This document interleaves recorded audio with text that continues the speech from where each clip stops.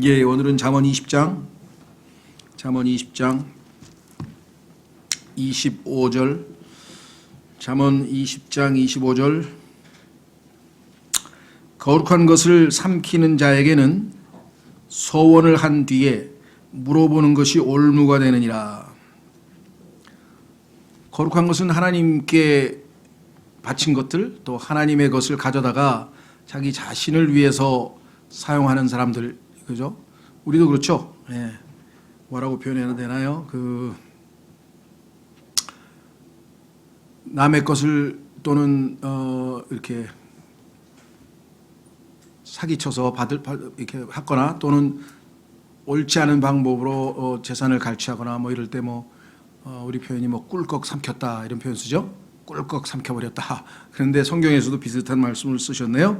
그래서 25절에 보니까 거룩한 것을 삼키는 자에게는 날름 집어먹었다 이거죠. 그러고 난 다음에 소원을 했는데, 하나님 저에게 이렇게 해주시면 저는 이렇게 하겠습니다. 이게 이제 소원 기도인데요.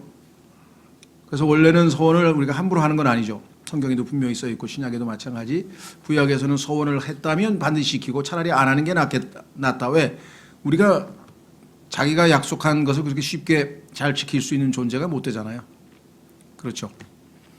지금은 어떤지 모르겠는데 제가 기억나는 분이 있어요. 소원 기도에 대해서 여러 사람들이 많이 있는데, 우리나라에 아주 상당히 유명한 분이고 기독교계에서는 많이 알려진 분이고 책도 많이 쓰신 분인데, 김성일이라고 하는 분이 계세요. 예. 서울대 공대인가 하여간 상당한 이렇게 좀 엘리트 출신인데, 대우 실업인가에서 대우에서도 이사도 하고 이런 분이신데, 갑자기 방송에 나왔더라고요. 한 30년 전에, 40년 전에. 굉장히 오래됐어요. 그래가지고 자기 아내가 암에 걸렸는데, 하나님이 이 암을 고쳐주시면 죽을 때까지 새벽 기도를 하겠습니다. 그렇게 소원을 했는데 진짜 하나님께서 고쳐주셨대요. 그래서 자기는 어쩔 수 없이 지금 몇십 년째더라? 몇십 년째 지금 새벽 기도를 하고 있다고 그렇게 얘기를 하고, 그래서 내가 대단하다. 왜? 지키려는 의지가 있잖아요. 하나님 앞에 자기가 약속했으니까. 그럴 각오가 아니라면, 못 지킬 것 같으면은 아예 안 하는 게 더 낫겠다라고 성경에 분명하게 써 있죠. 자, 그래서 참 이 소원은 함부로 하는 건 아닙니다. 또 우리가 함부로 하나님 앞에 이거 해주시면 이거 하겠습니다. 이게 하나님은 등이 원하는 대로 해주시지만 우리가 하나님 앞에 그대로 다 지키느냐? 아니에요. 그래서 이 사람도 지금 생각해 보니까 괜히 그랬나 보다. 이게 좀 내가 너무 손해 보는 거 아닌가? 하나님 앞에 너무 조그만 걸 요구했는데 너무 크게. 그렇죠. 예. 예를 들면 우리 아들 암을 고쳐주시면 전 재산을 바치겠습니다. 그런데 아이고 재산의 절반만 바친다 할 걸. 아니면 예를 들면 그렇게 아까운 생각이 들잖아요. 그래서 물어본잖아요. 여기 뭐라고 써 있습니까? 소원을 해놓고 나서는 어떻게 했는가? 물어보는 것이 올무가 되느니라. 물어봐야 소용없어요. 지켜야지. 전도서 5장으로 가겠습니다. 그래서 소원은 함부로 하는 거 아닙니다.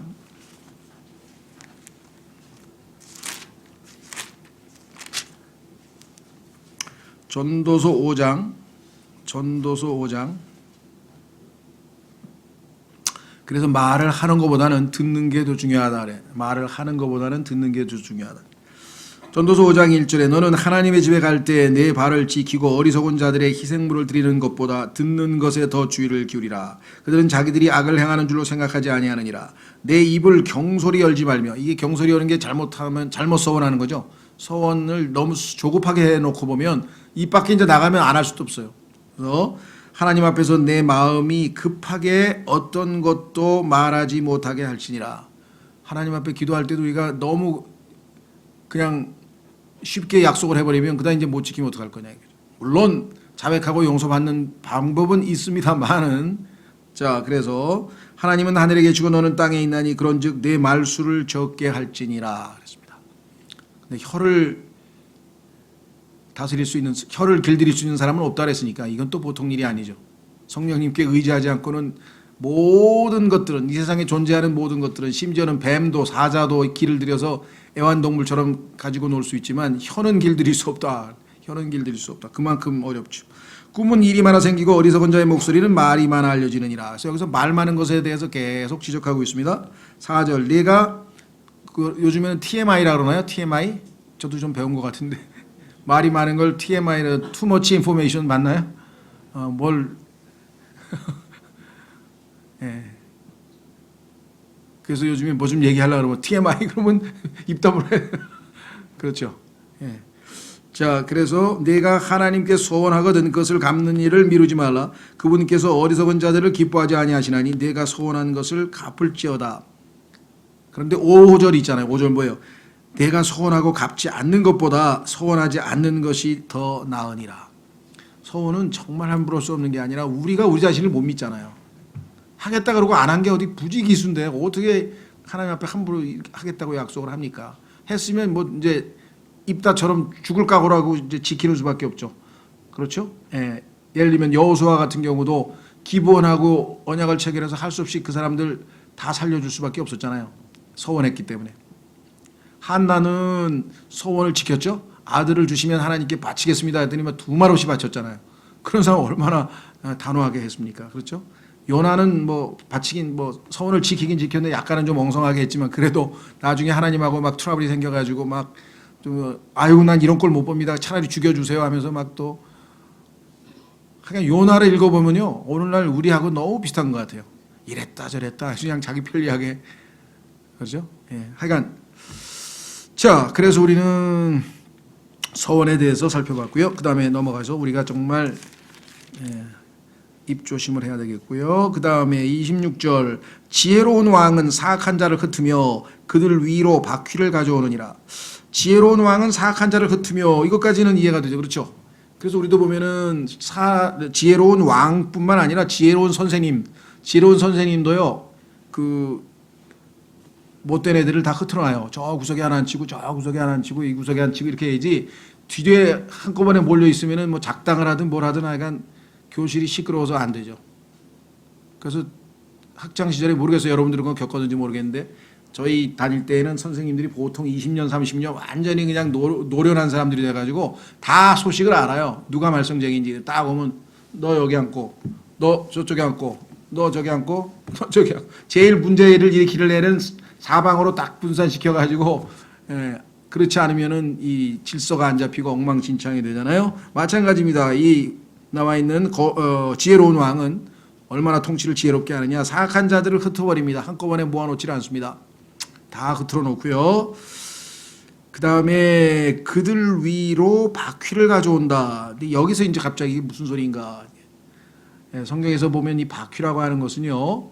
에스겔서 1장, 에스겔서 10장을 혹시 읽어보면은 바퀴는 예수 그리스도의 재림 때에 성령의 운반체로 영을 운반하는 그 바퀴 안에 바퀴살 안에 영이 담겨 있어서 하나님을 운반하고 이동시키는 그러한 모습으로 이동수단으로 나오는데 심판 때만 주로 사용이 됩니다. 그래서 하나님의 심판과 직접적인 연관이 있는데 그렇죠? 그래서 흐트러버린다. 우리 비슷한 예가 어디에 나오냐면요. 한번 확인해 보겠습니다. 마태복음 3장 12절. 마태복음 3장 12절. 성경에 보면은 가장 지혜로우신 왕은 예수 그리스도고요. 마지막 때 모든 악한 자들을 다 흩어서 결국은 이 지구를 정결하게 깨끗하게 청소를 하시겠죠. 예, 마태복음 3장 12절에 보면은 예수님께서 나중에 악한 자들을 다 모아서 흩어버리는 그러한 내용이 키질, 이 타작마당에서 키질하는 것으로 비유가 되어 있습니다. 마태복음 3장 12절을 보시면 마태복음 3장 12절에 보시면 이렇게 말씀을 했죠. 곧 손에 키를 들고 자신의 타작마당을 철저히 정결케 하사 자신의 알곡은 모아 곳간에 들이시되 껍질은 끌 수 없는 불로 태우시리라 하니라. 그래서 악을 다 제거하신 다음에 지구를 정결케 하신 다음에 천년왕국에서 그분이 통치를 하셔야 되겠죠. 그래서 궁극적으로 지혜로우신 왕은 예수님 한 분뿐이죠. 이 땅의 인간이 아무리 지혜로워도 뭐 다 한계가 있는 법이고 아무리 의로워도 한계가 있는 법이라는 것을 우리가 알 수 있습니다. 자, 그래서 우리는 지혜로우신 왕이신 예수 그리스도께서 나중에 이 땅에 사악한 자들을 다 흩어져 버리시고 그들 위로 바퀴를 가져오셔서 그들을 다 심판하셔서 멸하신다, 이렇게 약속이 되어 있기 때문에 이 땅에 있는 악을 우리 힘으로 제거하려고 해봐야 소용없어요. 그렇죠? 지금 이 세상의 신이 사탄이라고 성경에 나와 있습니다. 공중의 권세 잡은 자도 사탄입니다. 그래서 그가 지금 이 땅을 위임 통치하고 있는 상황에서 우리가 악을 어떻게 제거할 수 있겠습니까? 다만 우리는 성령의 능력으로, 권능으로 올바르게 성경대로 말씀대로 순종해서 살아서 이 땅에 이 어둠 가운데 빛을 비추는 역할을 할 뿐이고, 어둠 가운데뿐만 아니라 이 부패하고 썩어가는 이 세상에 소금의 역할을 해서 부패를 방지하는 빛과 소금의 역할을 우리가 하는 것뿐, 궁극적으로 이 땅은 결국은 멸망당하게 예정되어 있잖아요. 다 불로, 그렇죠? 여러분 불 하면은 벌써 이 멸균, 소위 말하면 소독 깨끗하게 태우면은 정화가 되잖아요. 그래서 이 땅을 완전히 불태워서 깨끗하게 정화해서 주님께서 딱 만들어 놓는 것을 새 하늘과 새 땅이라, 새 하늘과 새 땅 한번 확인해 보겠습니다. 베드로후서. 그때까지는 이 땅에는 계속 좌파가 들어서든 우파가 들어서든 뭐 중도파가 들어서든 중중도파가 들어서든 뭔 파가, 별 종교파가 들어서든 기독교 민주당이 들어서든 민주기독교당이 들어서든 사동 뭐 3인당이 들어서든 민사당이 들어서든 뭔가 들어서도 아무짝에 소용없어요. 왜? 다 인간인데, 육에서 난 건 육인데 뭐. 그래서 우리가 여기에 민감하게 반응할 이유가 전혀 없다는 겁니다. 베드로후서. 우리는 이 날을 기다리고 있다고 써 있어요. 시간 낭비하지 마시고 이 날을 기다리고 있다. 세셨습니까? 예.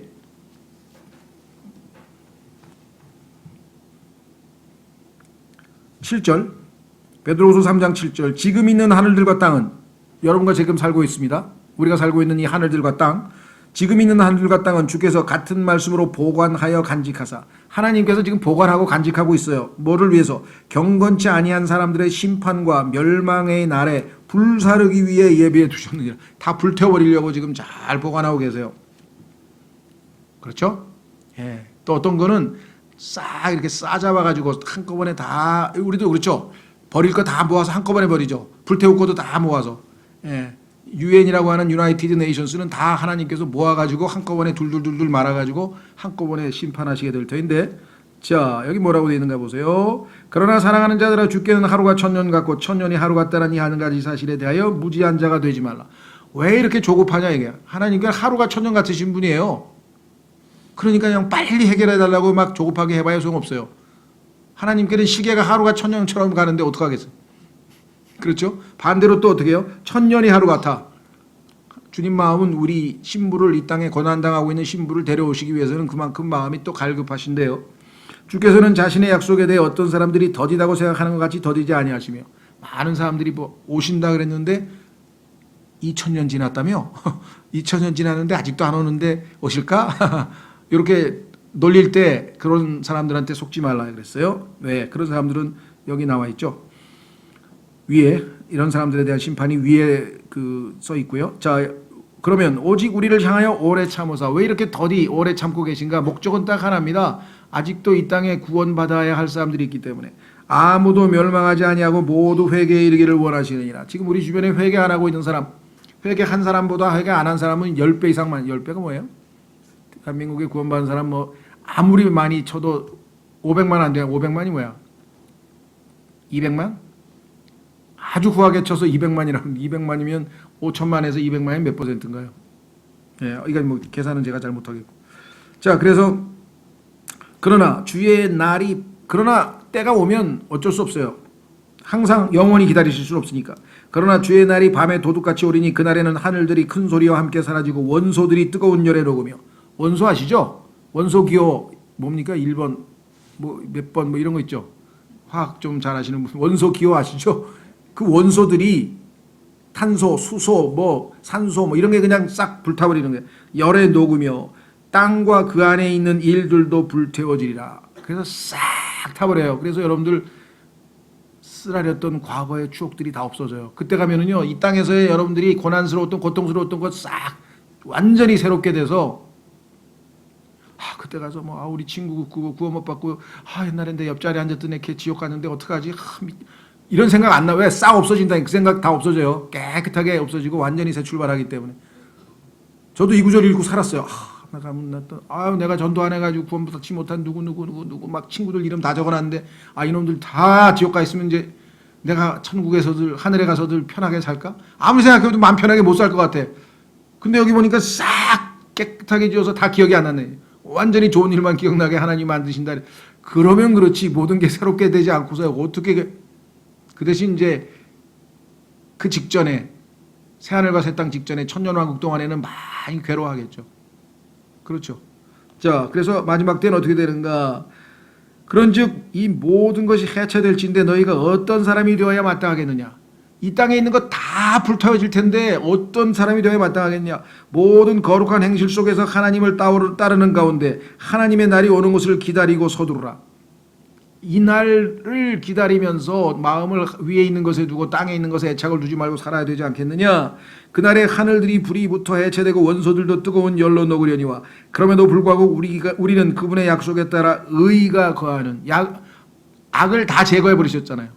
모든 더럽고 추악하고 악한 것을 다 제거했으니까 오로지 의가 거하는 새 하늘들과 새 땅을 기다리는도다. 그러므로 사랑하는 형제들아 너희가 그러한 것들을 기다리라니 너희가 점도 없고 흠도 없이 화평 중에 그분께 발견되기를 힘쓰라. 또 우리 주의 오래 참으심이 구원인 줄로 여기라. 오래 참으심이 구원인 이유는 뭘까요? 주께서 기회를 주고 계신다는 얘기죠. 그렇다고 해서 오래 참으신다고 다 구원받는 건 아니죠. 거기에 빨리 반응해서 회개하고 돌아와서 예수님을 믿어야지만 구원을 받겠죠. 자, 다시 돌아오셔서 그래서 이 날이 심판의 날이고 지혜로운 왕이 모든 악을 제거하실 날이 반드시 있을 것이다. 그러니까 이 세상에서 막 악한 일이 부지기수로 벌어집니다. 지금 우리 주변에 어떨 때는 우리가 거기에 동참하기도 하고 하여간 상상을 초월하는 악에 관여하지만 정결하게 될 날이 옵니다. 27절 사람의 영은 주의 등잔불로서 뱃속의 모든 부분을 살피느니라. 사람에게 있어서 하나님과 교통하는 하나님과 서로 커뮤니케이션할 수 있는 기관은 영입니다. 영. 자, 스가랴서 12장 1절을 스가랴서 12장 1절 구약 성경 끝에서 두 번째인가요? 말라기 다음에 스가랴서 12장 1절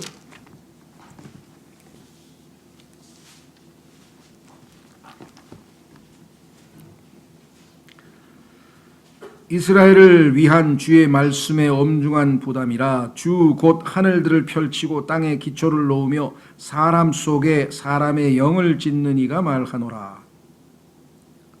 하나님께서 자신을 소개하는데 참 특이하게 소개하셨죠.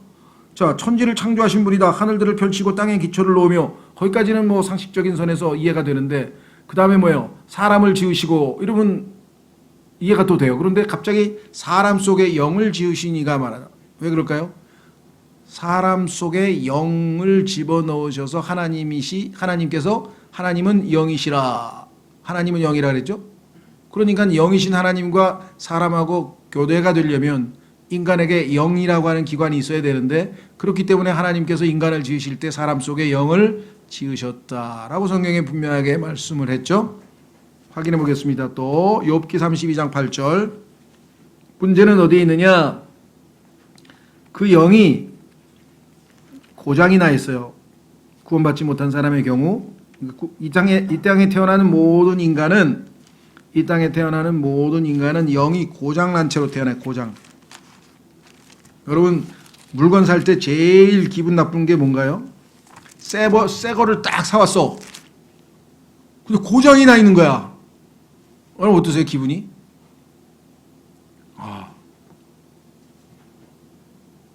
저도 새 차를 딱 시동을 거는 시동이 안 걸리는 거야. 새 차인데 일주일 만에 이게 뭔 짓이야? 그런 경험이 있어요. 어떻게 하시겠어요? 새 건데 그냥 고장난 채로 왔어. 잘못된 불량품이 왔어. 인간도 마찬가지예요. 태어나면서 인간은 다 이미 아담으로부터 아담의 죄가 우리 죄 몸 안에 들어있어서 영이 죽어있는 채로 태어납니다. 그렇죠? 그래서 하나님하고는 아무 상관없어. 하나님은 영이신데 우리는 육체잖아요. 창세기 6장에 보면은 그들도 역시 육체일 뿐이라. 그들도, 인간도. 왜? 천사도 육체가 돼서 영인 천사들이 원래 영이라고 성경에 써 있는데, 천사들은 그 영적인 존재인 천사들이 타락해서 이 땅에 와서 사람의 딸들과 혼인을 해가지고 거인들을 낳았단 말이죠. 그래서 천사가, 영인 천사가 육체가 돼버렸는데, 인간도 처음에 하나님께서 창조하실 때에는 사람 속에 영을 지으셨다 그랬죠. 창세기 2장에서 흙으로, 먼지로 인간을 진흙처럼 물로 해서 이렇게 지으시고 코에다 숨을 불어넣으셔서 인간 안에 영을 지어 넣으셨어요. 하나님으로부터 온 숨이에요. 그게 인간의 영이 되었는데, 죄를 짓는 순간에 그 영이 죽고 또는 고장났고 뭐 없어진 건 아니에요. 그대로 있어요. 영이 없는 건 아니에요. 그런데 그게 고장이 났어. 그렇죠. 그런 상태에서 우리가 전혀 영적인 것하고는 관계없이 어둠 속에 처하게 됐습니다. 한번 확인해 보겠습니다. 욥기 32장 8절. 욥기 32장 8절.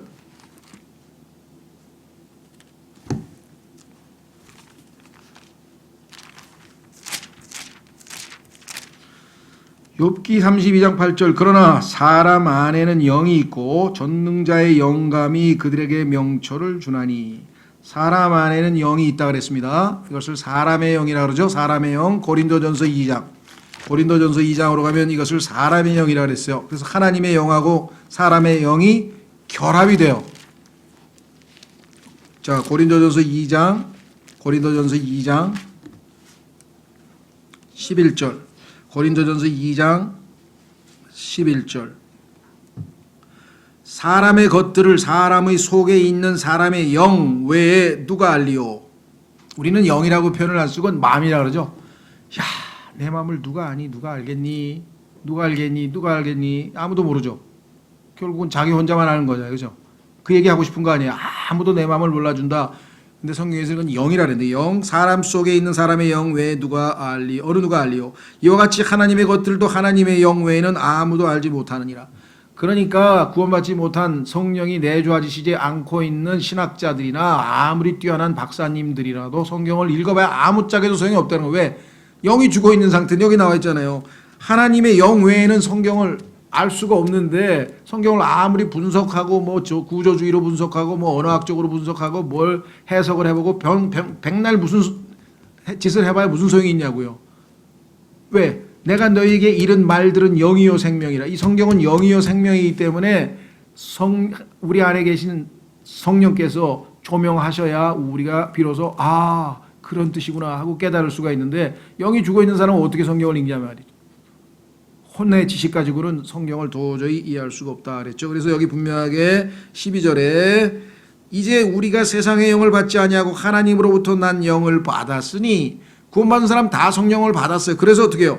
이것은 우리가 하나님께서 우리에게 값없이 주신 것들을 알게 하려 함이라. 하나님께서 우리에게 값없이 주신 성경, 그다음에 축복, 하나님의 은혜, 하나님의 계획, 하나님에 관한 모든 것들을 다 성령님을 통해서 우리가 조명을 받을 수가 있습니다.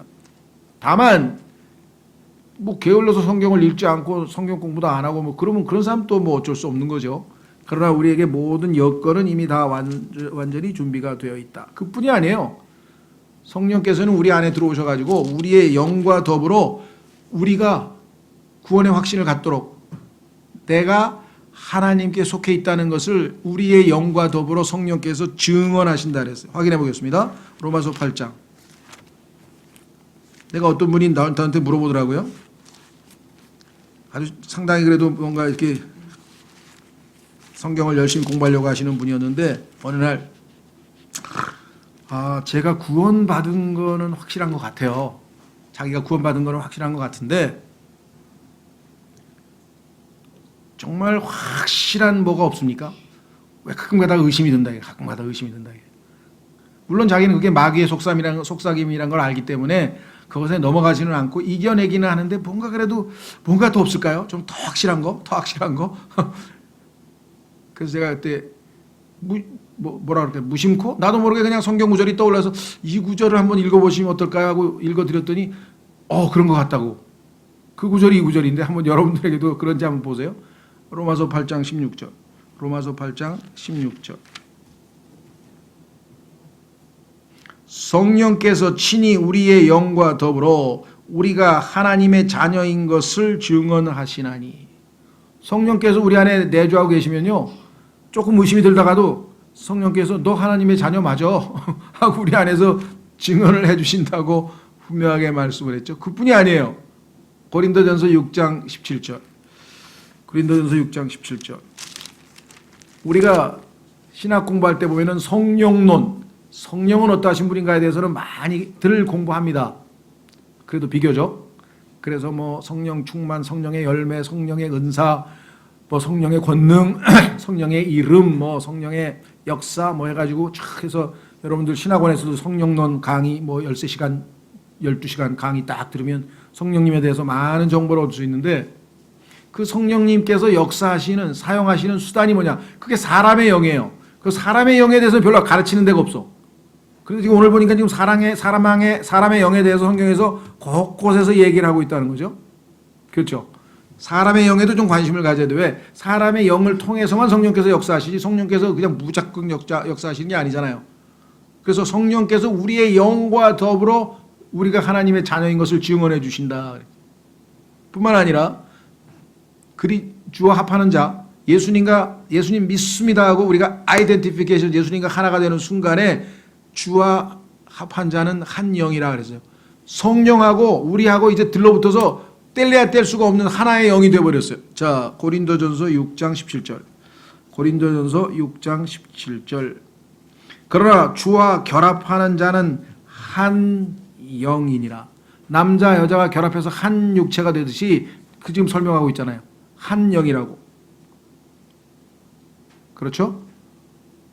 마치 뭐라고 표현해야 되나? 비유가 적절한지 모르겠습니다. 잉크하고 물하고 섞어버렸어요. 그 잉크물이 돼버렸어요. 그럼 잉크하고 물하고 어떻게 빼냐? 이게 분리됩니까? 성령하고 사람의 영하고 이제 분리가 안 돼요. 분리가 안 돼요. 완전히 지금 결합해서 하나가 된 거예요. 그래서 성경에서 읽다 보면은 성령을 조차 영을 따라 살라, 다 같은 말이에요. 왜? 성령하고 우리 영하고 이제 붙어버렸기 때문에 육신을 따라 살지 말고 영을 조차 살아라. 육이냐 영이냐? 왜? 영에는 성령님께서 내주하고 계시기 때문에 우리는 그 말이 성령 따라 살라는 거하고 같은 말이 되는 거예요. 이해가 되시죠? 자, 그래서 성경에 보니까 이 영은 우리에게는 조금 익숙지가 않죠. 왜? 우리는 눈에 보는 것, 육체, 하나님께서 지으신 것 중에서 가장 바깥에, 이걸 겉사람이라 그래요. 겉사람, 바깥에 있으니까 겉사람. 그런데 이 겉사람은 아시다시피 또 옛사람이라 그러죠. 이 겉사람 또는 옛사람, 이것은 하나님께서 자연 세계, 우리 주변에 있는 자연 세계를 느낄 수 있도록, 감각할 수 있도록 만드셨어요. 그래서 5개의 감각이 있잖아요. 그래서 눈으로 보는 시각이 있고, 귀로 듣는 청각이 있고, 손으로 만지는 촉각이 있고, 입으로 먹는 미각이 있고, 코로 숨쉬는 냄새 맡는 후각이 있고. 그래서 이 5가지의 감각 기관이 우리에게 자극을 하면 우리는 금방 알아요. 야, 저거 불갈비다. 예, 불갈비 냄새나, 불갈비 냄새가 났으니까. 그렇죠. 저거 참새네. 왜? 저거 짹짹거리는 소리 딱 듣고 참. 우리는 그렇게 해서 지각을 하고 살아가게 됩니다. 그렇죠? 예. 그 다음에 우리의 혼이 있어요. 혼, 자아라 그러죠. 에고. 이 프로이트 심리학에서는 에고라고 또 뭐 이 라틴어를 갖다 쓰는데 뭐 어려울 것도 없어요. 나가 에고예요. 에고가 뭐 굉장히 어려운 말이 아니라 나야, 나 자신. 나는 생각도 하고 느끼기도 하고 행동도 하고 지정의를 갖춘 인격체로서의 나. 그렇죠? 그래서 나는 뭘 의식하냐? self consciousness, 자기를 의식해요. 내가 오늘 너무 회사에서 정말 이거 행동 거지가 잘못돼가지고 오늘 참 그리스도인으로서 잘못된 본을 보인 것 같아서 참 어떡하지? 내가 거기서 조금만 참았어야 되는데 그 잘못한 것 같은데? 그러면서 자기 스스로를 의식해요. 그렇죠? 예. 그러니까 자기 스스로가 자기 스스로를 의식하고 있는 것, 세상을 의식하는 것은 우리의 겉사람이고, 나라고 하는 중간에 있는 것은 자기 자신을 의식하는 거고, 우리 저 깊은 안에 있는 이것을 속사람이라고 그래요. 속사람. 또는 새사람, 속사람. 이 새사람은, 이 영은 God consciousness, 하나님을 의식한다 이게. 그렇기 때문에 영이 죽어 있는 사람들은 하나님에 대해서 알 수가 없어요. 왜? 고장이 났는데. 지금 라디오가 고장이 났는데 주파 수가 뭐 지금 뭐 73.2 뭐 7인가 뭐 하여간 뭐 KBS 뭐 그다음에 뭐 98.1 뭐 CBS 안 잡힌다 이게. 왜? 이게 아무리 돌려봐야 고장이 났는데. 그렇죠. 그래서 고린도전서 2장으로 가보겠습니다. 제가 오늘 사람의 영에 대해서 좀 길게 얘기한 것은 그동안에 사람의 영에 대해서는 사람들이 별로 관심을 갖지 않고 잘 얘기를 안 하기 때문에 기회가 주어진 김에 좀 이야기를 하는데요. 고린도전서 2장 보십시오. 아까 했었잖아요. 영, 하나님의 영이 우리의 영을 통해서 이제 다 알려줘요. 그래서 14절. 그러나 본성에 속한 사람은 하나님의 영의 것들을 받아들이지 아니하나니. 자, 여기서 본성에 속한 사람인데 뭐 영어를 읽어보니까 내추럴맨이야. 내추럴맨. 우리가 생각할 때 내추럴맨 하면 이거 자연인 아니야? 자연인? 그런데 이 자연인이란 말이 옛날 개혁성경에는 이걸 자연인이라고 썼어요. 근데 자연인이란 말이 세상 사람들에게는 태어난 그대로, 예를 들면 아담의 후손으로 태어난 있는 그대로, 자연스럽게 있는 그대로, 거듭나지 않았으니까 거듭나지 않고 자연스럽게 있는 그대로 해서 자연인 이런 뜻으로 쓰는 게 아니라 자연을 사랑하는 사람을, 그렇죠, 오염된 이 지구를 벗어나서 아주 아름다운 자연을 사랑하는 사람들을 자연인이라고 그런다고. 그래 뭐 광고에도 뭐 나는 자연인이다 하면서 막 소리를 지르고 산속에 들어가서 그런단 말이죠. 그 얘기가 아니에요. 여기서 지금 얘기하는 내추럴맨은 그런 뜻이 아니고 어떤 사람이 태어났어. 그런데 거듭나지 않고 태어난 있는 자연스럽게 자연 그대로, 자연스럽게 태어난 그대로, 거듭나지 않았던 뜻을 쓰는 거예요. 그래서 그것을 태어난 그대로 자연스럽게, 자연스럽게 태어난 그대로, 이거 너무 길어. 할 수 없이 그냥 본성에, 태어나면 인간은 인간의 본성이 있잖아요. 인간의 성정, 인지상정. 그래서 본성에 속한 사람이라고 의역을 하게 됐습니다.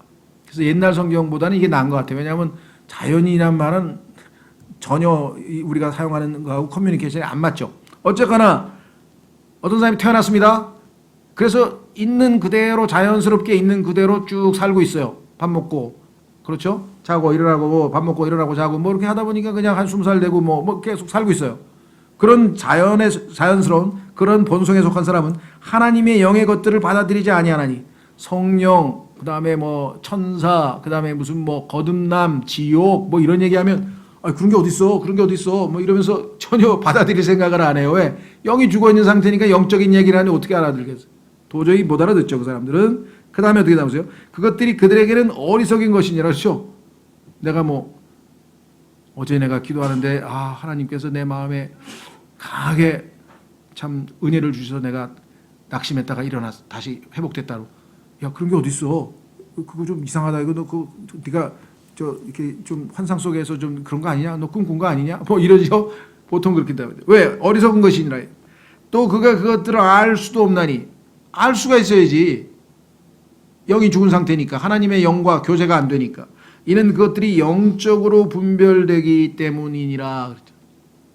그래서 이제 우리는 예수 그리스도를 믿겠습니다. 나의 구원자로 믿겠습니다. 십자가에서 나의 죄값을 다 치르신 주님 감사합니다 하고 예수님을 나의 구원자로 받아들였더니 성령께서 우리 안에 들어오셔서 잠자고 있던, 또는 고장나 있던, 또는 죽어 있던, 뭐라고 표현하든 간에 성경에서는 일단 이 영이 지금 작동을 안 하고 있는데 성령께서 들어오셔서 생명을 불어넣으시고 이 영이 살아났어요. 그래서 성령으로 난 것은 영이라고 요한복음 3장 6절에서 예수님께서 말씀하셨죠. 육에서 난 거는, 이 육에서 난 우리의 육체는, 이 겉사람은 어머니 아버지로부터 육체로부터 물려받았죠. 그래서 육에서 난 것은 육이고, 성령께서 너희 안에 들어가서 다시 태어나게 한 거는 영이니까 성령으로 난 건 네의 혼도 아니고 육도 아니고 영이다. 영. 네 영이 지금 성령에 의해서 다시 태어난 거다. 이것을 우리는 거듭남이라고 하고, 영적 출생이라고 하고, 둘째 출생이라고 하고, 새로운 출생이라고 하고, 위로부터의 출생이라고 하고, 이름이 많이 붙어 있지만 그것 핵심은 그거란 말이죠.